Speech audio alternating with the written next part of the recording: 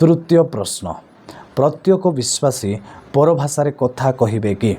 यार उत्तर होछि नाही। बाइबल प्रत्येक विश्वासी परभाषा कथा कहि पारिबे बोली प्रकाश करि न थाए। करंतीय मंडली रे प्रत्येक विश्वासी से माने पवित्र आत्मा द्वारा बाप्तिजित होइथिले, किंतु समस्ते परभाषा कथा कहु नथिले। जेपरि प्रथम करंतीय 12 पर्वर 30 पदरे पाउल कहती, समस्ते कि आरोग्य करिवार शक्ति पाई अछंती, समस्ते कि परभाषा कथा कहती, समस्ते कि भाषार अर्थ करती नाही। अर्थात समस्त को आरोग्य करिवार शक्ति मिलिब नाही किंबा परभाषा कहिवार शक्ति मध्य मिलिब नाही। बाइबल अनुसारे पवित्र आत्मा निज इच्छा अनुसारे से आत्मांकर दान सबो भिन्न भिन्न लोक मानंको से पृथक पृथक भावे दान करिथांती।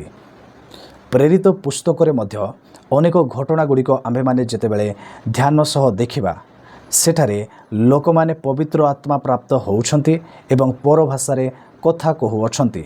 किंतु एपरी अनेक घटना रही अछि जोंथिरे कि लोक माने पवित्र आत्मा तो प्राप्त होउछंती किंतु परभाषा कथा कहू नाहांती, अन्यान्य भाषा से माने कथा कहू नाहांती।